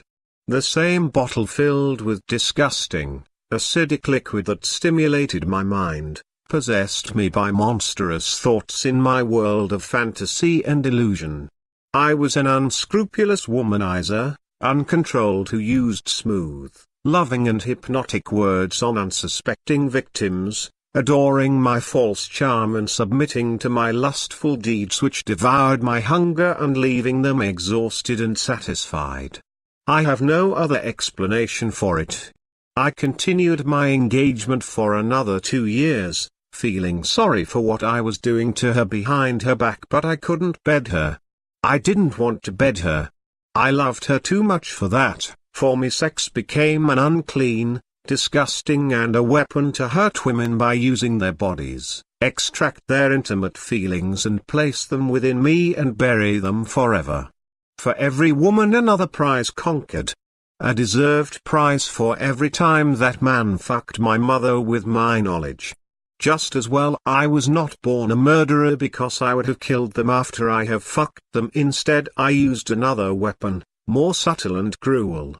We have been together 6 years now. When I was asked to work with my brother-in-law's family in their grocery shops just few yards away from my house. The shop I was to work in was small, but it was packed to the limit, while outside we used stalls to sell fresh fruit and vegetables. We were 3 in that shop and 2 in another one which was up the hill from where we were, which I very rarely worked in it, and when I did work there for 2 weeks I fell under 40-year-old married woman's spell. We worked very hard, and because of the late hours Doreen used to come to my house and wait for me there instead of picking her up as I used to. By this time, although my affections and my love were still strong as ever, I was getting more and more disillusioned. What kind of life would I have if I married her?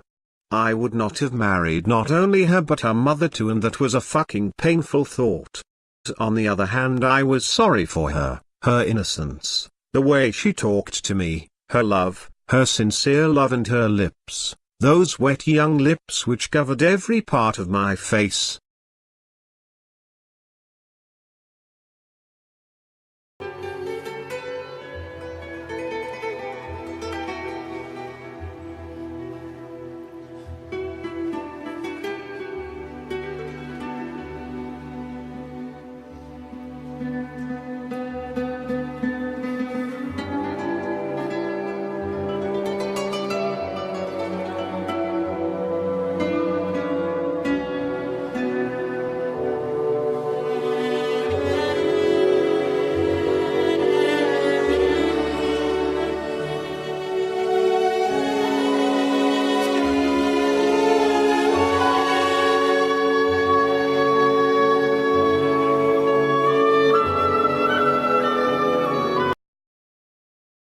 Chapter 10. I was happy with that, but was that enough? Would I have changed once I married her? I did not think so, and I was bloody right to, because I did not change for a long time even after I married my wife and had 2 wonderful daughters. My mother and father somehow came to know that I was having an affair with a married woman, and although my father did not say anything to my face, my mother did, and condemned the way I was treating Doreen even though she didn't like her. One evening after work I met this woman in a bed and breakfast hotel called the Belmont before I went home to eat and wash to see Doreen. As we were walking towards the guest house I saw my father standing in front of the hotel. I stopped while the woman was terrified as she knew my family. He only said one thing. "Look at you, my mighty son, my hero, and by the way, your fiancée is waiting for you, she's already at home," and walked away. I did not know what to say and I did not follow him. She left me too worried that my family would tell her husband about us.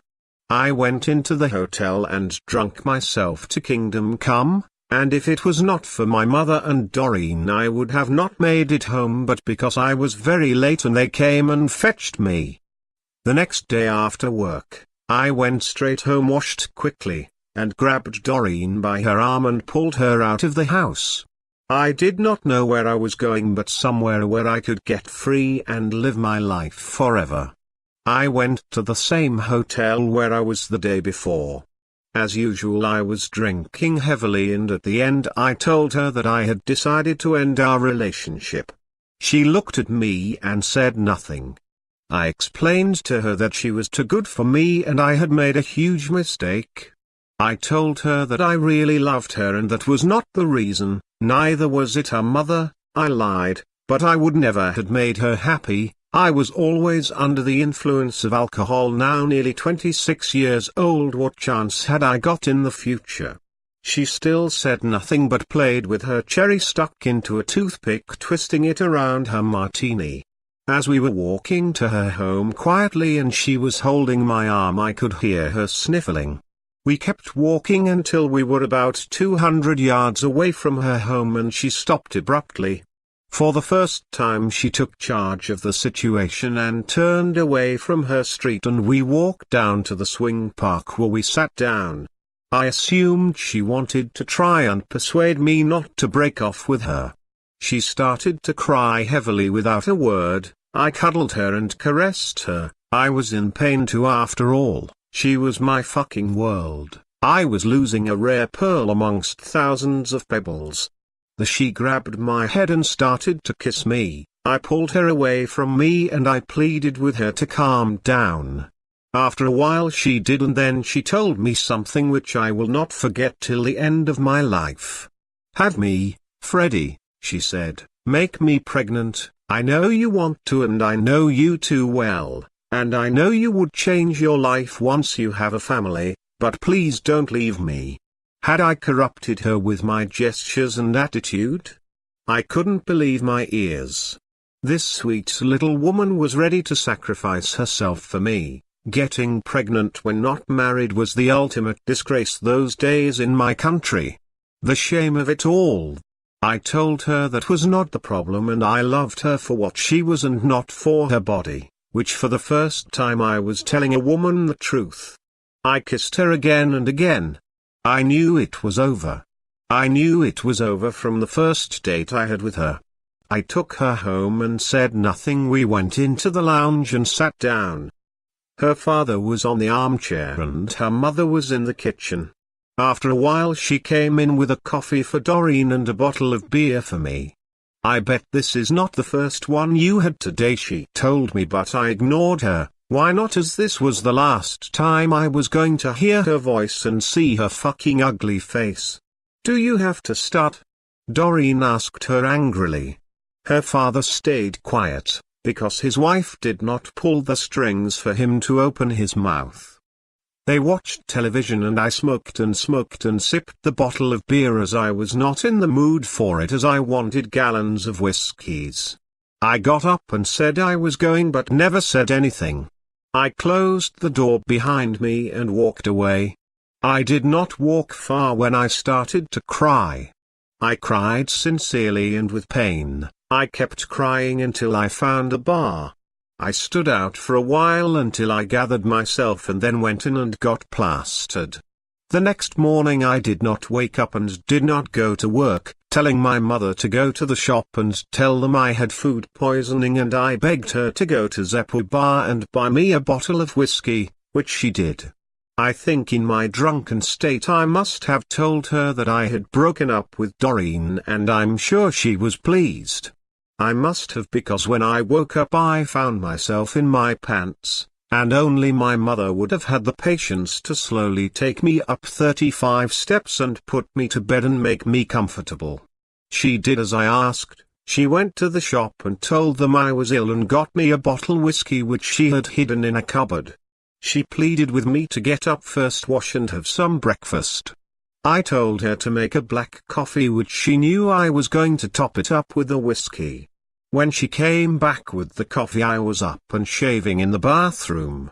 She sat down on my bed and tried to convince me that Doreen was not right for me. That her mother would have made my life a misery. She wasn't wrong there. She did not want me hurt about what she said. After I had my coffee and a chunk of cheddar, I went out. I only had a quarter of the whiskey and told my mother to keep it for herself. She kissed me, smiled and told me to be careful and asked if I had enough money, which I had. That was my mother all over. That afternoon I was at my usual bar playing poker and drinking whiskey this time. I normally drink beer when I play cards to keep my senses clear, not that day. I was drinking doubles and my gambling companions took advantage of that. I was losing about £45 when my mother came into the bar and told me Doreen's father was at home and wanted to talk to me. I told them I was coming back and I would join them soon. I apologized to my opponents and got up. It was ethical when you have to break the game to apologize even if you are on the losing side. I went to the bar, ordered another double whiskey and paid Zeppo for the poker chips and drinks. I went up the road thinking, what the hell am I going to say? I entered the house and he was sitting in the kitchen drinking tea with my mother. He didn't move and said that Doreen told them I have broken the engagement. I sat down and said yes. He asked me why, because as far as they were concerned they were very fond of me. Thanks to the whiskies I had before, my tongue got loose, and for once my mother behaved herself and said nothing.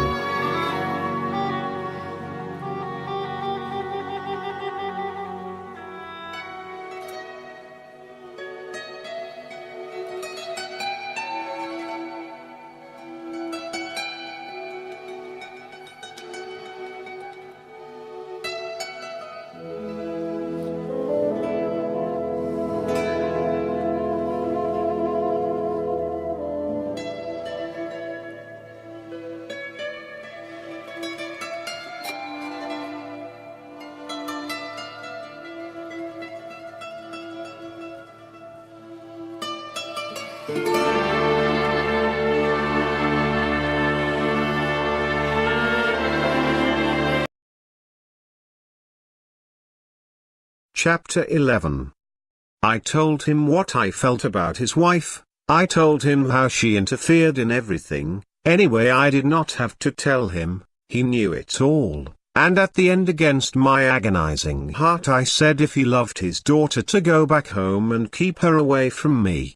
I did not tell him why, but I think he understood. The rumors he had heard were true. He got up, shook my hands and told me that he would return all the jewels I bought his daughter later in the week. I told him he was a fool, and angrily I responded, I did not give her those gifts as a loan, they are hers to keep. I hope she will cherish them all her life. That was the end of my Doreen. I mean in body, not in heart, mind, and definitely not in my feelings. I saw her one more time, but I will mention it later. Days passed working as usual. My brother and sister were both married by now, leaving the 2-story house for 4 people. I did not mention the weddings because nothing happened, except that in both occasions I was pissed out of my mind, which is not something new. I did not work at the shop anymore. I was very depressed and annoyed at everything. I took it very hard, even though it was my decision to end my relationship with Doreen. I felt empty inside. Her face was always flashing like a neon light in front of me. When I went out with women and made love to them now, it was without substance, without feeling of hatred. I did it because I had to. Doreen's void in my life was the beginning of a disruptive future. I was lost and felt nearing the edge of my grave. At this time nothing did make a difference. Everything was without purpose, without meaning, without life. It seemed like I was living on the boundaries of insanity. Then, to make it worse, while I was in bar in Gzira, neighbor village to Slima, I met a whore and befriended her. She was small in size, not good looking at all, but not ugly. Her body features were totally opposite to her looks. She had a body which men who have extreme sexual appetites would have found her to their taste. She worked from home, which she shared with her parents, who in turn were a retired pimp and prostitute themselves. The husband changed from a pimp into an illegal financier by laundering foreign currency mostly to Libyans, Tunisians etc. Tanya, for that was her name, did not make contact with me instantly. She took her time. I assumed now she was testing me, and I was like a fool rushing in, fell into the trap and joined the sordid nightlife. I had been going in that bar for more than a fortnight, and although when she passed, she smiled at me only, she knew how much I drank, how I had the knack of making false friends in a matter of a handful of minutes, and most of all how generous I was with money.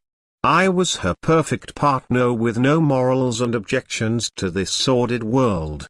When she made herself known to me, she was polite and did not sell herself to me like all prostitutes do. She started to say that although I had been going there for over 2 weeks, I was always by myself and never as much tried to pull any woman that were hanging around. I told her pure and simply that at that precise moment I had enough of the female bodies. I also told her that buying sex was not my idea of entertaining. With a smile I told her that was not the way I exact revenge on woman. Obviously she thought I was funny and stayed with me all night drinking glasses of whiskies heavily drowned with water. That was the night that I became a fully fledged pimp, what you call a change in career. It is not a joke at all. I have never met so many lowlives in my time. In a way maybe I was a lowlife but not too extreme. I had the misfortune to witness some foreign men who used to pursue her to book her for a whole day and go with them to their flat, villa or even a yacht, and the money was flooding in. That was when Tanya made her big mistake. Because she saw me being generous, she thought I would give most of the money to her. Of course I didn't. I am not fucking stupid after all. I had to subsidize myself after all and pay all the debts I had accumulated because of my cursed drinks. When I made love to her, it was different. She used to have a day off, dressed in more suitable outfits and made herself desirable for me. She told me once that fornicating with all those men meant nothing, and nothing can be washed away by a very hot bath. It is not the same thought. Is it? After being fucked about 6 or 8 times in one night, she must have been joking. But work was work and I provided it very well, as my second cousin who worked as a taxi driver with one of the leading taxi firms in Malta used to get me enough clients to fulfill both our needs. I even started dealing in foreign currency. There was quite a tidy profit in it, especially when trading US dollars. My mother and father were worried sick because although they did not know what I was doing, I was not home for more than 1 day a week. I couldn't find a way to get out of this situation. The money was very good but my standard of life went down the drain. But as they say, every cloud has a silver lining. One morning Tanya's father told me to do him a favor and go to the city and get him pig's trotters from the meat market which he loved. That was the day I freed myself. That morning before going to the market I went to one of the better bars in Valletta. I was there for a while seating inside, while others stayed al fresco enjoying the sunshine. I was nearly finishing my last whiskey when a vision appeared inside the bar in the shape of a gorgeous, blonde-haired angel. I wasn't dreaming, I wasn't hallucinating, she was real in body and soul. She asked if she could sit in the empty chair since the others were full. With her accent I knew she was from the Eastern Bloc. I did not mind at all that she sat beside me. When the waiter came she ordered a Pilsner Lager with a Ballantine's whiskey. The waiter could not help her and I interfered and asked the waiter if he had any lager and whiskey equivalent to what she had asked for. I told her that exporting alcoholic drinks was difficult because of the licensing. She was very charming and the waiter did not let her down. He brought a local lager which is one of the best and she got a Johnny Walker Black Label. I told her that the whiskey was superb. I forgot about the market and stayed with her all the morning and late afternoon. I offered my services by suggesting that I could get hold of Pilsner Lager and Ballantine's whiskey. She was very chuffed and gave me her address. I promised that by the evening I would have for her the Pilsner and the Ballantine's whiskey, which was a rectangular bottle and was established in 1827, a very fine whiskey indeed. For a woman like that I'd go to hell and back. After 3 p.m. we left. She went to her flat and I went home after 10 days.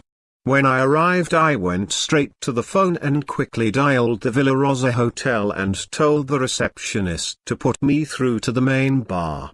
I heard the voice of Aaron, my friend, and asked him how many Pilsner Lager did they have in stock and Ballantine's whiskey. He said they had only 24 bottles of the lager and 10 bottles of the Ballantines. I asked him how long he was working till and said till 5 p.m. That gave me an hour and a half. I told Aaron to keep me all the Pilsner and 6 bottles of Ballantines. He was a bit apprehensive because hotel prices were much dearer than anywhere else. I told him not to worry, I would pay him in full and something for his trouble. I knew it was worth it after all. I had one problem: I did not have enough money on me, so I went upstairs and found my mother resting in bed. I asked if she could do me a huge favor because I was in trouble. Obviously I acted the part, and said I needed £100. All my mother needed to hear was that I was in a kind of trouble, and I won her to my side instantly. She wiped her hands, went upstairs and came down with the money. She gave me £150 just in case, my faithful mother, forever generous. I went to the Villa Rosa and bought my stock, which came to £85 for 10 bottles of whiskey and £18 for the lager, and gave Aaron £10 for his troubles. I put the booze in the taxi and went to my home and told my mother that they were for a special customer. A blonde one, I'm sure. She smiled. I grabbed a small bag and put 4 Pilsner bottles and 1 bottle of Ballantines in it and went to this gorgeous girl's flat.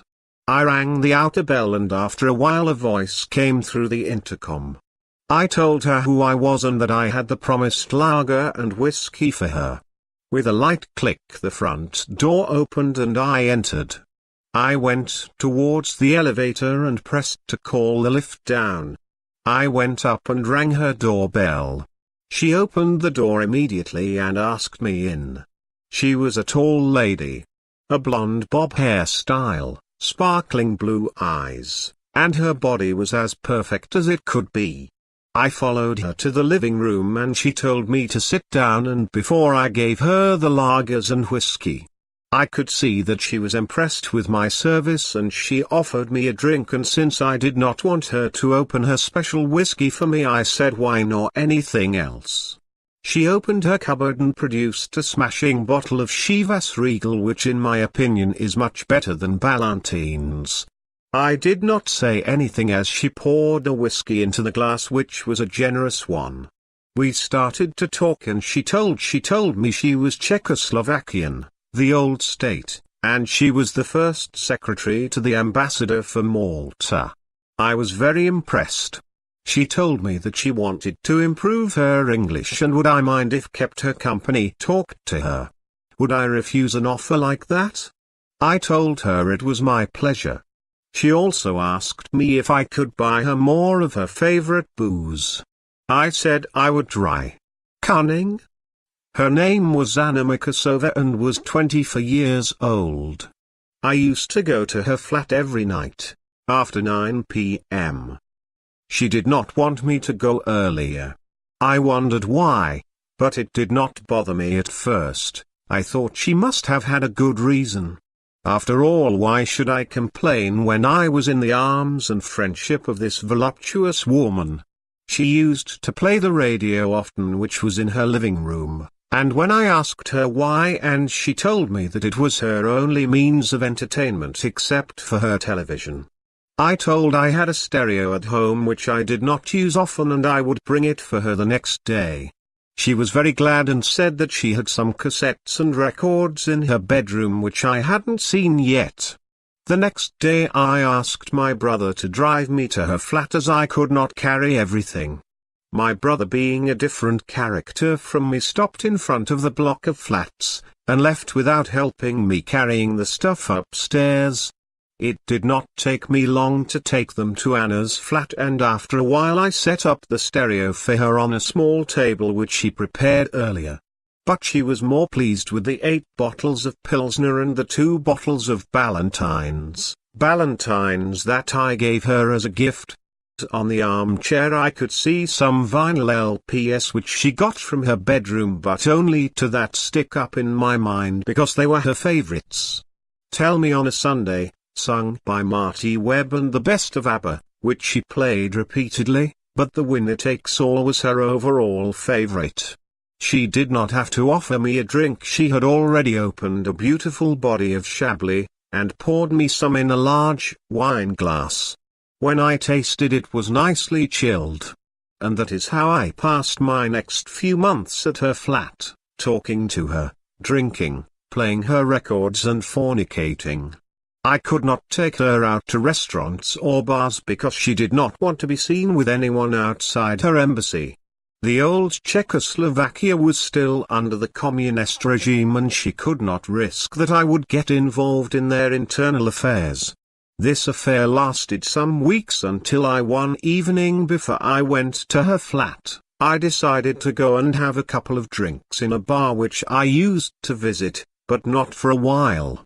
It was the Kavala bar, and that is where I have found the woman who 4 months later became my wife.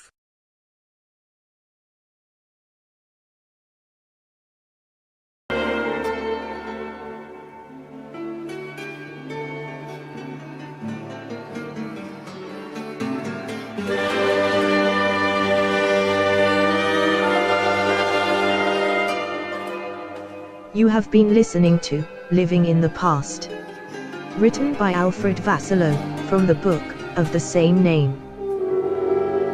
Read by Brian.